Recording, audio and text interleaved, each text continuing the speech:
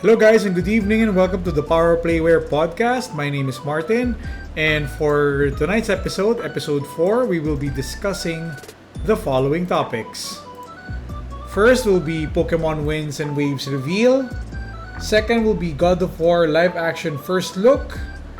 And last will be, should Mecha and Super Robot anime appeal to female fans for its continued survival?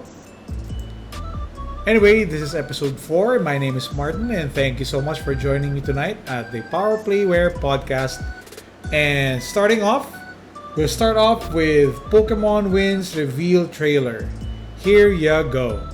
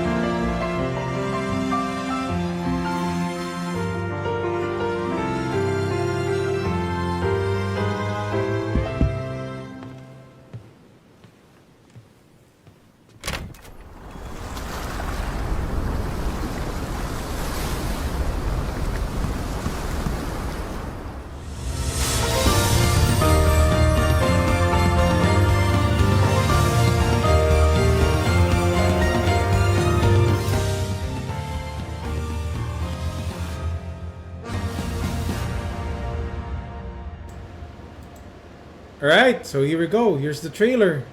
Let's go.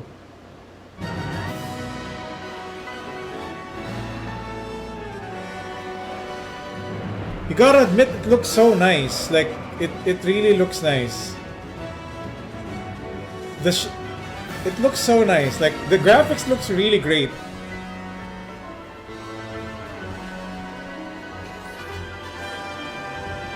This is definitely a level up from the original Pokemon back then for Nintendo Switch 1. Definitely. The graphics looks great. And just looking at the sea, you could literally see what's underneath. It's definitely a step up from the Switch 1 Pokemon games. Definitely. I love that they're now that Game Freak is not held back now with the graphics because they have a more powerful look at that. These are, by the way, our starter Pokemons, with Pombon being the fan favorite. Wow, look at that.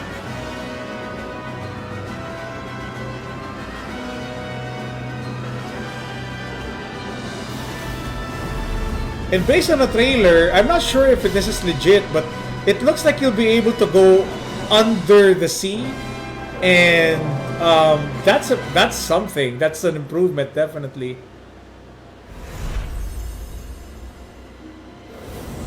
There you go. The subtitle for Pokemon has been sort of leaked for a couple of days before the reveal, and a lot of fans were speculating, but now it's confirmed and definitely it's legit. There you go.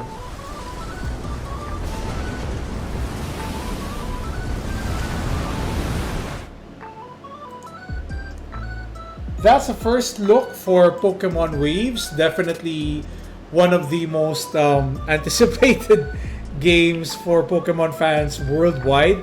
And as you saw earlier, it's gonna be released next year. The thing that I like about Pokemon Waves, let me just bring it up again, because I actually like the fact that it's got that really good graphics on there. It's not held back anymore by the hardware, definitely. Mark Jimuel Gutierrez, good eve. As much as I'm hopeful sana they up their game on the bug fixing side. Upgraded na graphics engine nila. Better step up. Fair enough. That's a very fair point, and I am also hoping that they would step up on the issues that was present on the Switch 1 Pokemon games. I believe the first few Pokemon games was riddled with bugs, and yeah, it's something that I'm very worried about. But you have to give Game Freak credit because they aren't rushing the release of this game this time around. Instead of trying to push it for 2026, which is this year, a 2026 release, they are pushing it till next year. We don't even have a confirmation yet whether or not it's gonna be a full on, let's say it's like a full on early of 2027. Definitely it's gonna be like 2027 of mid 2027. I think that will be the best release date for this game to have as much development time needed for it to be able to be as polished as it could get. Because you gotta remember, um, re- Pokemon is getting a lot of issues right now, or rather getting a lot of flack for releasing relatively unpolished games these days, and the fans are certainly getting tired of it. Now, one of the things that I noticed is that online, the biggest issue that I've been hearing about Pokemon Waves is the fact that a lot of fans are angry that it's not coming to Switch 1. Like, a lot of people are bummed out that it's like locked on as a Switch 2 exclusive. And it's, personally speaking, like, this is just me, right? And I'm someone who never moved on from the Switch 2 yet. I'm still on my Switch 1. I'm certainly one of those people that would want this game to appear on Switch 1. However, I don't want the game to suffer because of it. I want Game Freak to be able to have that freedom to be able to create a Pokemon game that isn't hindered or compromised because of older hardware. That's why I'm pretty happy that it's coming exclusively to Switch 2. Also, you gotta admit that the Switch 2 has been, what, almost in its 10th year now at this point? That's a very long time. I mean, wait, I just need to double check. Nintendo Switch 1. It was first released 2017. Oh yeah. 2017. So Nintendo Switch was released 2017. So it's been almost 9 years at this point. It's been 9 years since the Switch 1 was first revealed. And I think it's about time for fans to move on. Because typically a console generation, well, the way I still remember it back then was typically 7 to 8 years. And the Switch, as much as I love my Switch 1, as much as I love it, it's something that I certainly love so much. But it's time to move on to Switch 2. Hayden Choi, is that your first live? Hello! This is actually my fourth. Welcome to the podcast, my friend. Welcome, Hayden Choi. Mark Jimwell also says, next year is fine as long as they polish all aspects. I agree. I certainly agree with your sentiment there. I want Game Freak to give as much time, to be given as much time as possible to polish the game, to make sure that it's good, that there's no problem on release. Because Game Freak and Nintendo's reputation is pretty much suffering at this point. They're having issues with proving to the fans that they can still make a good Pokemon game. And this is a fresh start for them to do so with Pokemon Waves and Pokemon Winds.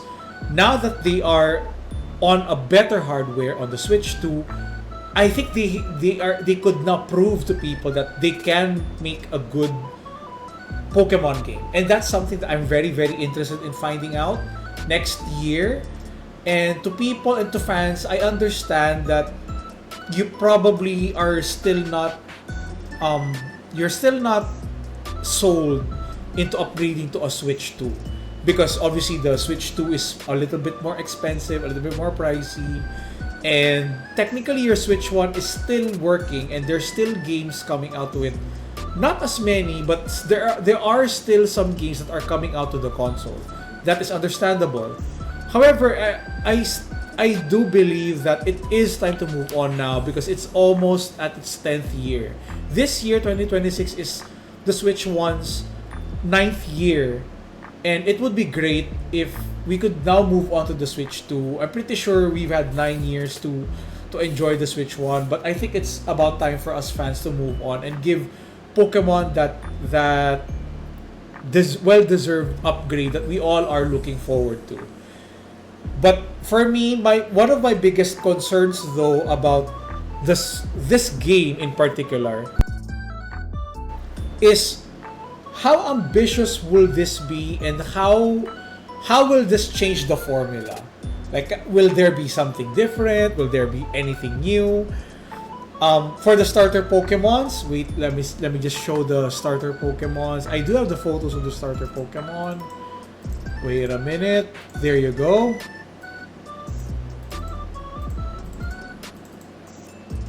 These are our starter Pokemons, and based on the internet popular based on the memes online that I've been seeing, is that Pombon has been clearly the fan favorite. Everybody loves Pombon. They all are gravitating towards this little puppy right here, and even my kid loves the starter Pokemon. But the thing is, I don't know. This is something like, okay, this perfect. This is like the trailers right here. Wait, let me right here. There you go. I don't know, man. I mean, they're cute. They're cute and all, but they just don't scream. You know, how should I put this? I'm not attracted to the lineup. Like, Pombon is cute, sure, but he's not like the kind of Pokemon that would be like, oh my god, I'd so want to pick this Pokemon right here. And the other two are just, oh man, I don't know. I really don't like either of them. For me, this is like one of the, not really the worst, but this is one lineup that I'm not really excited to pick a starter Pokemon. Like, I have no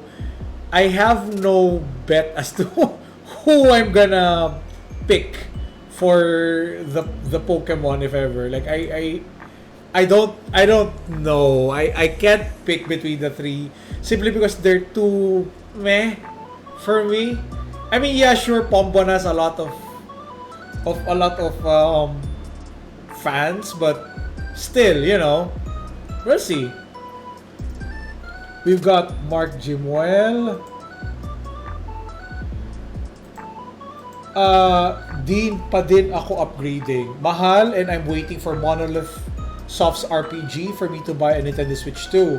Saka, back to topic, Game Freak can be a competent developer. I mean, look at their other game, Beast of Reincarnation, for Xbox releasing this year. Yes, that is a good point. In fact, I saw the trailer for their game on the PlayStation Direct, the State of Play video. I know that Game Freak can do good games. They are capable of making great games.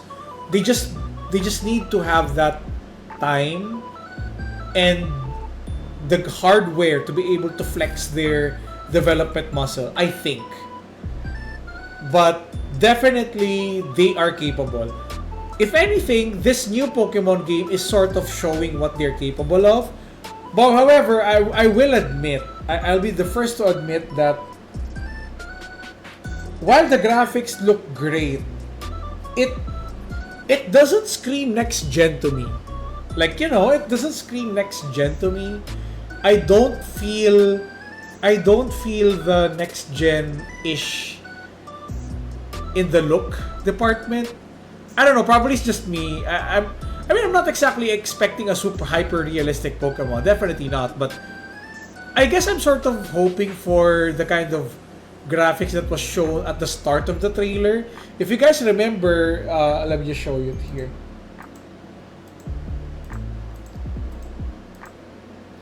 Like this. Wait for Pikachu. Wait for Pikachu. Yeah, see? This is the kind of graphics that I'm sort of expecting.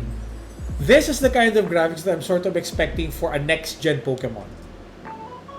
And sure, the graphics in the game now looks great, but it doesn't look as close to this one. Definitely. So that I guess. This I guess is my standard for next-gen Pokemon graphics. Which right now seems to me, this graphics seems to me that it's just a little better Pokemon game for the Switch 1, from the Switch 1 to the Switch 2. It's like a more polished Switch 1 Pokemon game. That's it. That's the best description I could ever say about this. But overall, I'm happy. I mean, my last thoughts about this is that, number one, I'm happy that Nintendo's now investing on Pokemon. They're now moving away from Nintendo Switch 1. They are now focusing on giving fans a better Pokemon experience on Switch 2. And I'm sorry to fans of the Switch 1, but I think it's time for us to all move on to the Switch 2 at this point. It's been 9 years. Next year's gonna be 10. That's way too long of a support.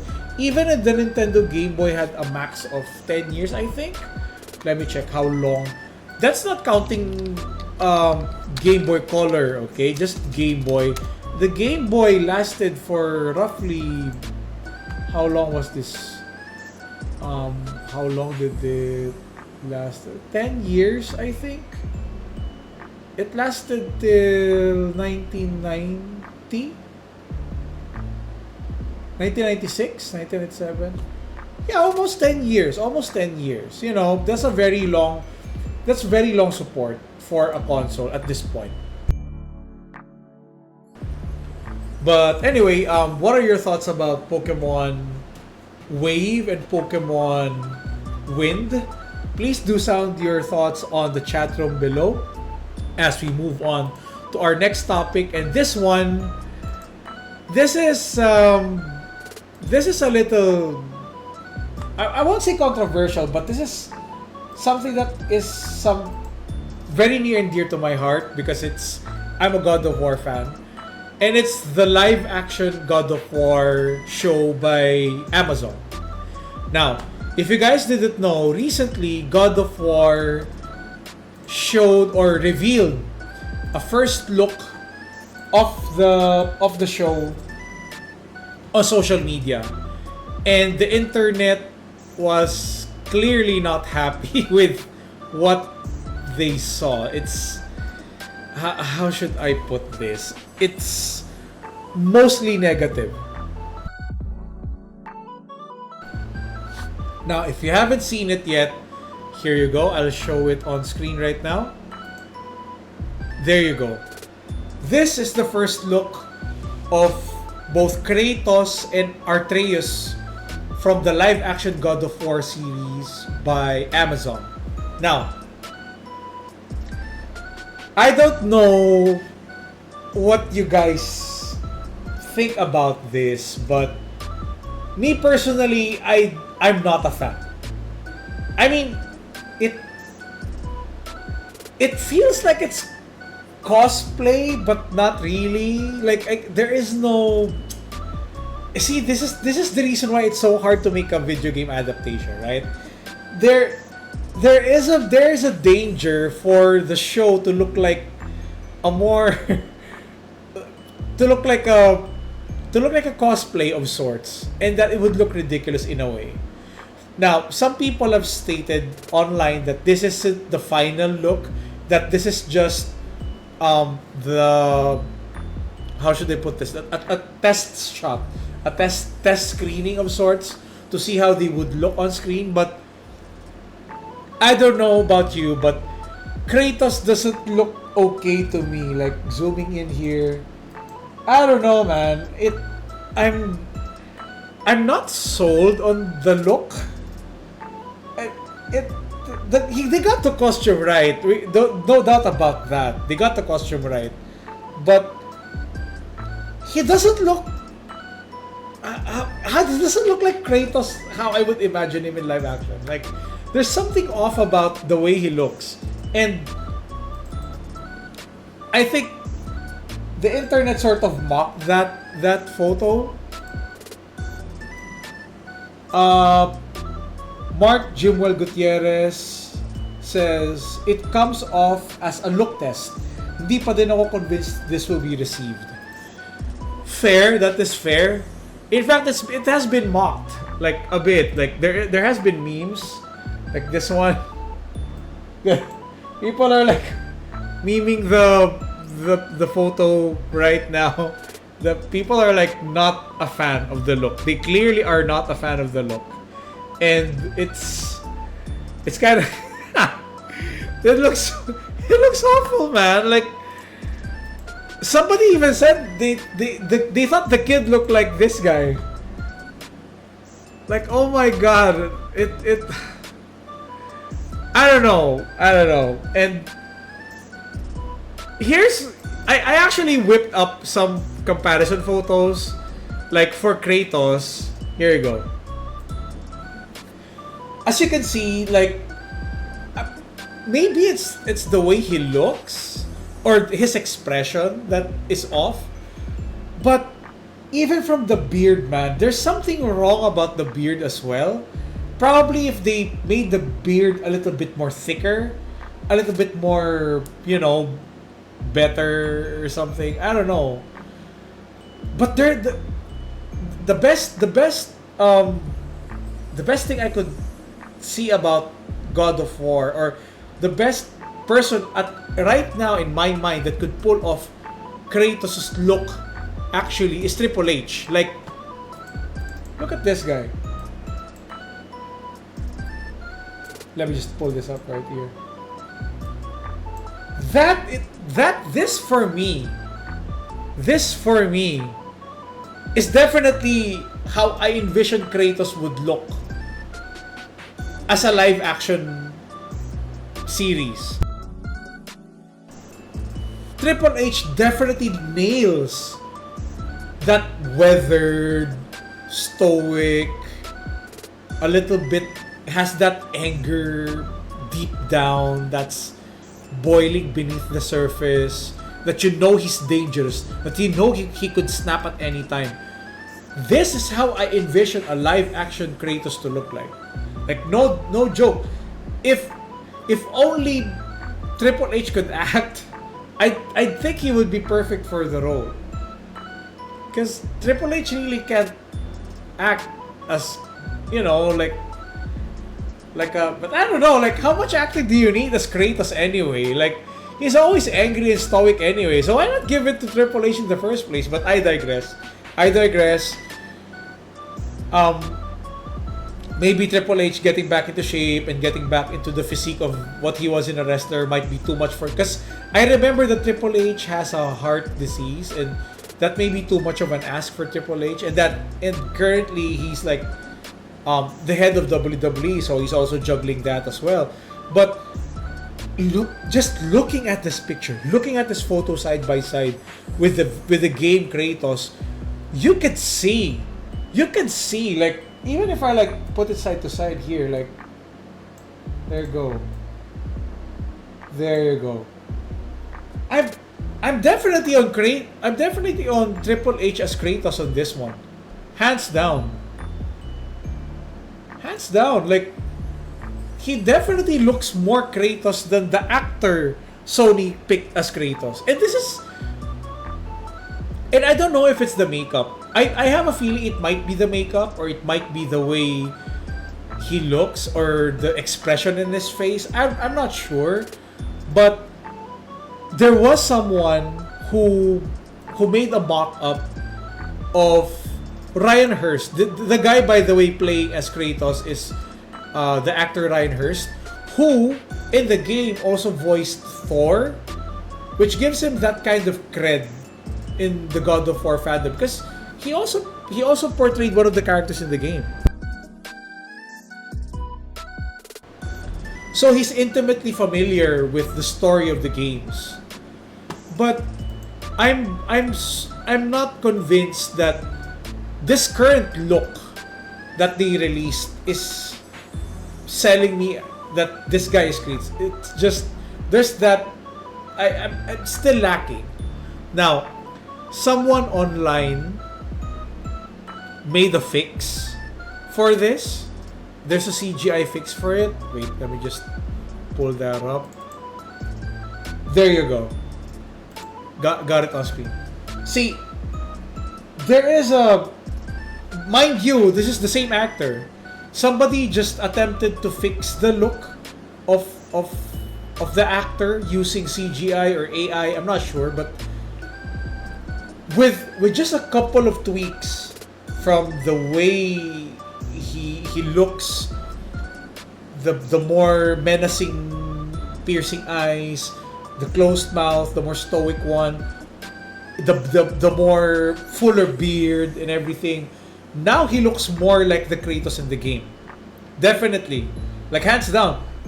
Even if I like get the photo earlier. Wait, let me just get this. There you go. Wait. There you go. No. There you go.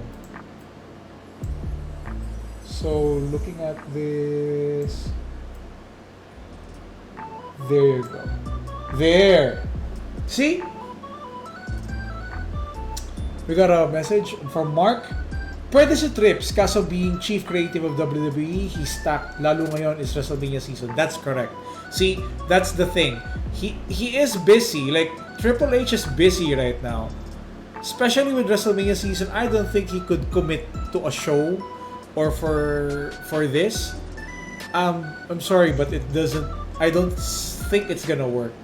But this CGI fix pretty much tells me that the actor Sony chose to portray Kratos for God of War is still feasible. Like, he's not bad. He could still work. It could still work. And it can still work that it would be closer to the games if given time to fix his beard, his facial expression, everything. I have a feeling that if given more time to fix it, if given more space to like to make it even better, I'm pretty sure we're gonna get ourselves a really good God of War live action. At least with Kratos. With Kratos, I think the guy is a solid bet. He just probably needs to like get in shape a little bit more, remove the pot belly, get more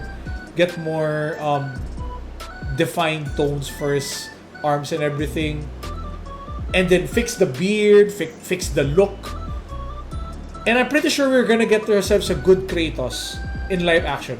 The guy is okay. Like, the guy is okay. He seems good enough for me. It can work. It's not far off. And as I'm showing here, as you can see, he can pull it off. He can definitely pull it off. But they need to put in the time to fix it. As for Atreus, the kid, man, this is tough though. I mean, this is Atreus from the game, and this is the live action Atreus, and I don't know. He looks chunkier, man. Like, I sort of imagined Atreus to be more scruffier, more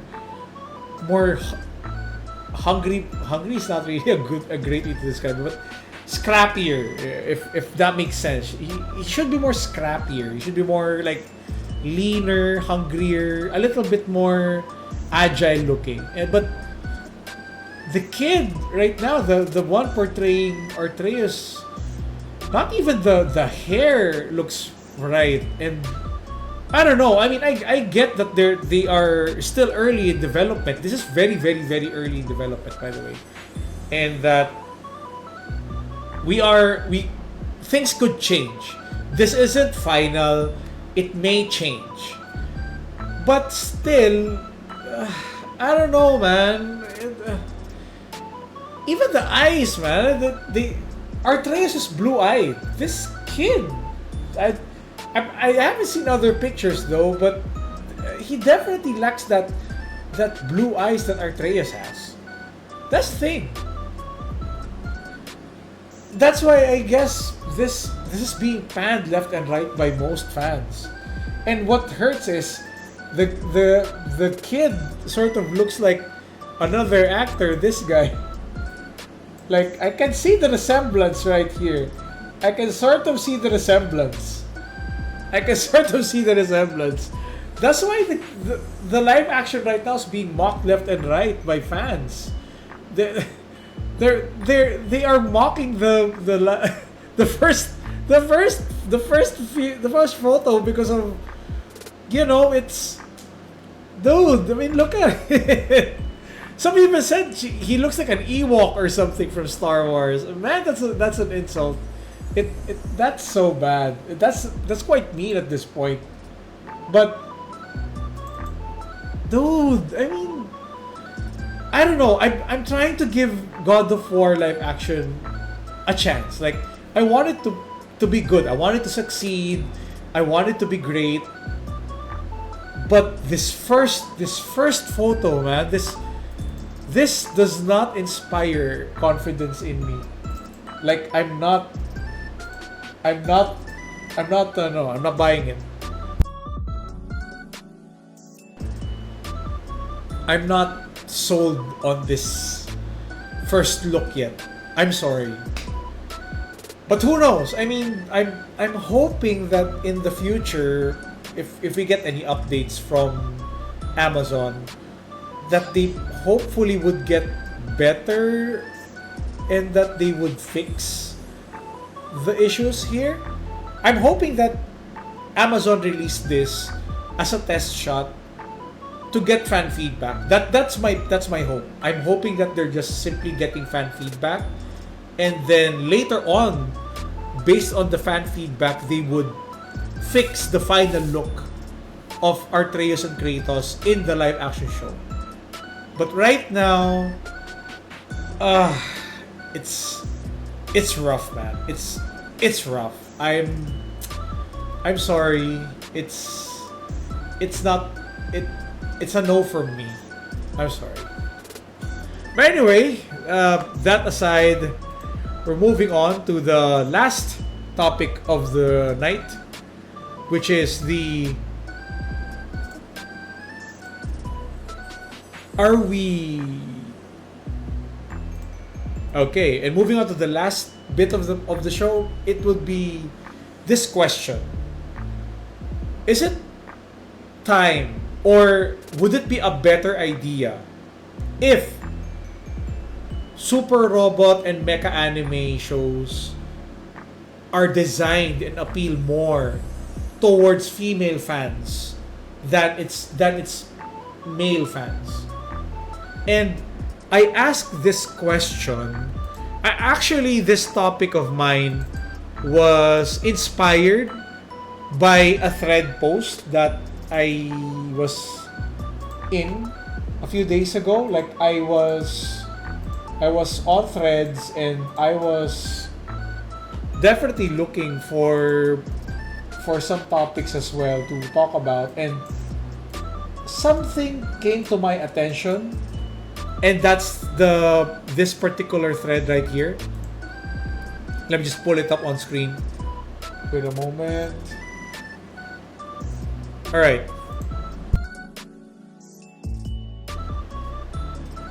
So on the threads, there is this thread that I found online that states that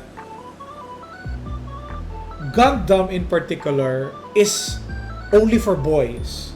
Like, if I zoom in here, a thread post states that someone, this is a female Gunpla builder, by the way, this is a female Gunpla builder, I assume, and fan, which states that her friend doesn't support her for the model kits that she buys and collects, just like us model kit fans. And that her friend states that Gundam is only for boys, which I highly disagree, which I'll get back to as to why. I'll explain as to why. But this sort of hit a nerve for me because there are fans of Gundam all around the world. In fact, I would argue that some of the most popular Gundam series are pretty much designed and creatively marketed towards a more female demographic than male. And that's something that I wanted to share with you guys because I have been noticing that there are now a lot of fans of the recent G-Quacks and Gundam Witch from Mercury. Most of them are fan artists. Some of them are actually female fans as well that are getting into the hobby. They're getting interested with Gundam, and they're women. And yet there is still the stigma that Gundam as a whole is mostly for the boys. And I disagree. I highly disagree with that. Because as you could see here in a Tomino interview back in 1998, Tomino himself shares that Gundam would never have survived. It would never have reached the cult status that is enjoying today if not for the female fans.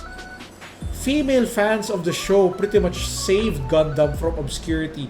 They were the ones that helped Gundam become more popular. It got saved from cancellation, and even now, even the most popular ones, if you think Gundam back in the 90s, one of the biggest Gundam series back then was Gundam Wing. And who are the leads of Gundam Wings? These 5 gents. And back in the day, these 5 pilots, they were so popular with the women. In fact, I'd argue that Gundam Wing was designed and specifically created to attract a more female demographic, let alone ones that are into Bishonen type characters, as seen with the 5 here. All 5 of them aren't your typical gruffy, strong male archetype. These 5 are like Bishonen character archetypes. And back in the day, back in the 90s, if I remember correctly, at the height of Gundam Wing's popularity, there were a lot, and I do mean a lot, of female Gundam fans. Like, there were so many female fans of Gundam Wing. Some of them would even argue which of the 5 pilots are their husbands, so to speak, or husbandos, so to speak, simply because they were attracted with how these guys look. And if that isn't designing your show around female audiences, I don't know what is. But clearly, Gundam Wing started a trend. And it became one of the most popular Gundams back then. Mark says, recent shows on Gundam mostly are female protagonists. Hirap lang kasi we have a notion that robots are just for boys. Not as true, but I think the way for Gundam to cater to women, to ease up on the war themes a bit. Good point in a way. In fact, I was thinking Witch of Mercury could have done that. Gundam the Witch of Mercury could have done that. Quite honestly. Only because of the fact that if you remember at the start, the first season of Gundam The Witch from Mercury, it's mostly a battle between students, right? And that actually reminded me of Utena. Like, if you ask me what Gundam The Witch from Mercury reminds me of, it reminds me so much of Revolutionary Girl Utena. And I was actually hoping that Bandai would have leaned in more into that aspect of the story than into its war theme, political theme. I mean, if they were able to do it with Gundam Build Fighters, wherein the show isn't predominantly about war, it's just two mobile suits fighting, it would have turned out to be a more interesting show. However, I felt that the war theme inserted into Witch from Mercury sort of diluted the entire story and made for a worse story overall. And that's just my take on it. And it sort of sucks that we had to end with that, because I felt that Gundam The Witch from Mercury had that potential. Mark says, do something along the lines of G Gundam. It's not war, it's just tournaments din lang. Fair point. And I actually do want them to do something similar at this point. Like, not build fighters wherein, you know, there's just a bunch of kids, but they could do something more differently with Gundam this time around. Lately, they have sort of started with G-Quacks, sort of, but if you remember, it's like a clan battle thing, right? But then again, it still went back to the war theme-ish. It still became like a Universal Century, but it's Evangelion-ized or something. And I'm not a fan of that. I'm not fond of the fact that Gundam seems to be afraid of taking risks, and I understand that it can be risky to take an established franchise and then create a brand new story around it. It may or may not work. And remember, producing one of these series takes a lot of time and money. Add the fact that there's merchandise as well. So if a show fails and if the toy line fails, that's like a huge money drain for Bandai and Sunrise. So I'm very worried if they could still be able to experiment and to do something creative with the Gundam series. That's why I'm asking and I'm posing this question to you guys, whether or not it's feasible to create or to start off 2026 with a mecha anime that's expressly designed and purposefully made to attract female audiences. I have a funny feeling, yes, there is a market. Because the fun thing about female audiences, especially female anime fans, is that when they're quite passionate about something, they buy merch. They really buy merch. Like a lot of women anime fans, they are the ones that spend a lot on merch, more often than not. And the past few years, recently, Gunpla hasn't been selling as much, especially for its intended audience, which are men. And there's the added fact that there are bootlegs around there that are providing an alternative, a cheaper alternative for fans, male fans of the franchise. But women, on the other hand, they're more than willing to buy and to spend on original merchandise. And I feel that this is something that needs to be discussed too. I feel that this is something that needs to be touched on and thought about in a way. Because I do worry for the future of mecha and super robot anime moving forward. And a lack of female fans supporting the shows, I'm worried that the industry might die. That there may never be another, like, we won't get as much mecha animes moving forward simply because not a lot of fans support the project. That's my biggest takeaway. That's my biggest concern right here. And right now, as proven through the history of Gundam, like, we've got Wing Gundam. Wing Gundam was super popular. Like, these guys, they pretty much took the world by storm. And a big sizable chunk of Gundam Wings fans are women. You cannot tell me otherwise. I've even seen some women Gundam fans in person, and they swear they are like big fans of it.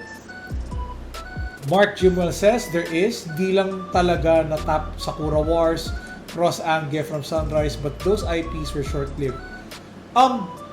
Sakura Wars is okay, but Cross Ange, I think, caters more to the male gaze. If you know what I'm saying, because Cross Ange has more, how should I put this? It has more fan service for men than women, quite frankly. And that's a problem, like, for women. Kenny, it's a fact. It's a fact that women are fans of mecha. Yeah, I would agree. Like, it's the women that support the hardest for their favorite shows, whatever it is. And if you could make more women like mecha anime, the better. Another good example is Double O. Double O was pretty much designed explicitly with women in mind. In fact, as states here, the artist of the character designs of Double O is a well-known for her attractive and bishonen type of men, which is popular with women. So, definitely, Gundam Double O, in a way, is like a spiritual successor to Wing. And this is a good thing. Like, it's one of the more selling series from Bandai. Like, I've seen a lot of fan works, a lot of female fans of Double O. Well, Wing is still more popular, but still, this still attracted a large enough amount of fandom. And right now, the two best, or the two well-known series from Gundam that I know is G-Quax, and from the amount of fan art that I'm seeing online, okay, G-Quax and Witch from Mercury, they are getting way too much fan art. Way more than Universal Century, quite frankly. And I think with Bandai trying so hard to cater to the male audience, I feel that it's time for them to shake things up. And I agree with Mark in his sentiment earlier. Why not try to create a Gundam show that isn't revolved around war? Like, they could do something different. Like what Mark Jimwell earlier on the comments stated. Why not do a G Gundam kind of show? Wherein it's not exactly war-centric, but war-adjacent. You just see two mobile suits beating the crap out of each other, but it's more designed for women. Something like that. For the super robot side, similar to Daimos, like Daimos. Daimos is like the perfect super robot show for women. What do I mean by that? It's got telenovela written all over it. You've got a love team. You know, women loves love teams and all that. And they got romance. You know, it's perfect. It's got the perfect chemistry that appeals to women, especially locally. Kenny states, construction or race. That's a good point. But for construction, didn't we already have the build fighters for that? Don't we have the build fighters for that? And it's wildly popular too. Mind you, build fighters was also wildly popular as well. I'll have to state that. Like, it's one of the more popular Gundam shows. Chan Kenny states, probably because majority of Gundam fans are mainly male. That is fair. That is a fair sentiment to have. But there is also female fans as well. And I would argue that one of the biggest reasons why we're getting more male fans of Gundam is because of that antiquated notion that robots are only for men. That robots are for men, women should get something else. But I've seen so many women artists, women anime fans who are also into Gunpla, who are also into mecha stories, who are also into robots as well. I don't think, especially now in 2026, I don't think robot shows and mecha shows are male-centric these days. Like Macross in particular. Macross is perfect as well for women audiences. I don't know yet if they actively marketed it towards women, but from what I could see, it's mostly men that dig it, probably because of the cute girls. But I feel that it's time for Gundam to market again itself to women, similar to what Gundam Wing did so many years ago. I think it's about time for Gundam to create a show, to craft a series that's specifically made for women. Mark states, same problem lang within the tokusatsu side, hirap sila catering to women, but efforts are there. Fair enough. But I feel this is more feasible right now with anime. Because I have seen so many women. There's more. I don't have the statistics right now, but currently 2026 there are more female anime fans than male anime fans.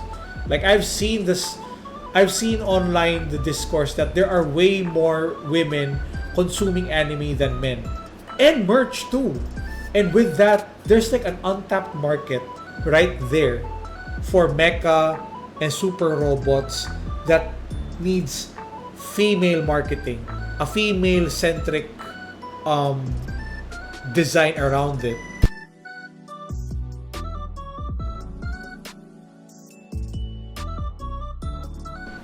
I feel with the proper planning, with the right people designing the characters, the right story, I think female-centric or female-marketed Gundam shows or even mecha series can work. It can. Like, story could be like, okay, it's gonna cater to women, but the mechas are gonna cater to us model builders, us men. We're gonna love the model kits, the women loves the story. It's a win-win if you think about it. That could work. That can work. Because as of 2026, we barely have, I think only Gundam right now is the one still keeping the torch of mecha anime genres alive right now. There's barely new mecha animes being released on anime on 2026. Like I could barely see any mecha anime except for Gundam. Except for Gundam, I don't see much. The last time I've seen a brand new mecha anime, that was Bang Bravern. That was the last time, and that was like, when was that? Bang Bravern was released 2024. Like, these guys was way back 2024 pa. It's been ages now at this point. Like, I can't believe it's been that long, huh? I thought it's more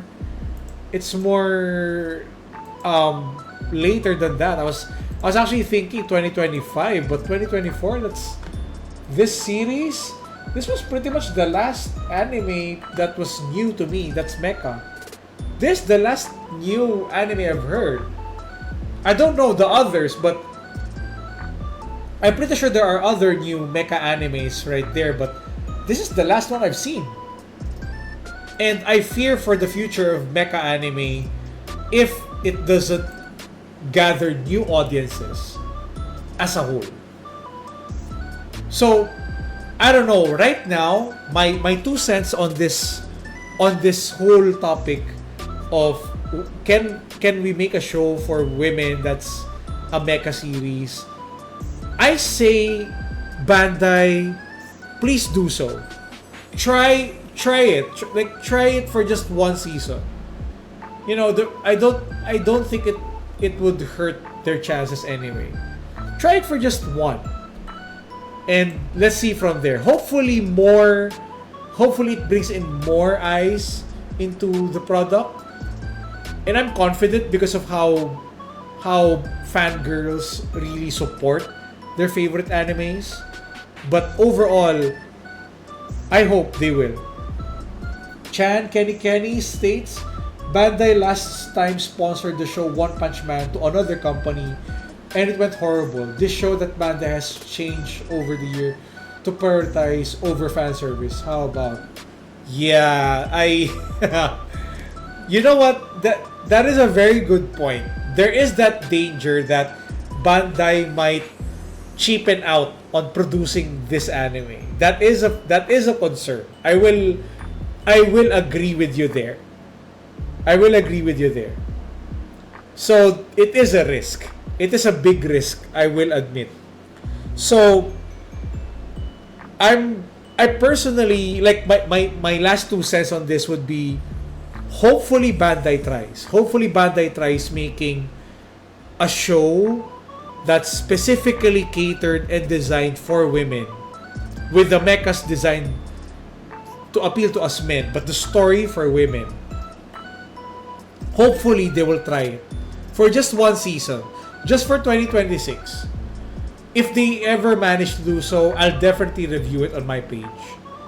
But till then, this will be a question that I do want to discuss more in the future, if ever we have the time. But right now, those are my 2 cents about the topic.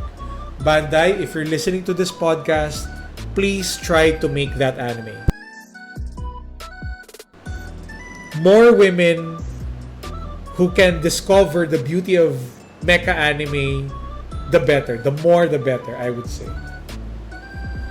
Like, look at what happened to Gundam Wing. Gundam Wing was a success. This was pretty much blew the globe by storm. And a large chunk of this show's audience, women. Women made this a phenomenon. You cannot tell me otherwise. It's the women who made this a hit. But anyway, that's pretty much my 2 cents on this topic, and I guess that's it for our show. We're gonna be wrapping up, and again, thank you to everyone who joined us on tonight's stream, and I hope you guys enjoyed tonight's show for the Powerplay Podcast. This has been Martin, and I'm signing off. See you guys next week. We'll see what we could discuss next week, but thank you so much for joining me tonight. Goodbye. See you next week.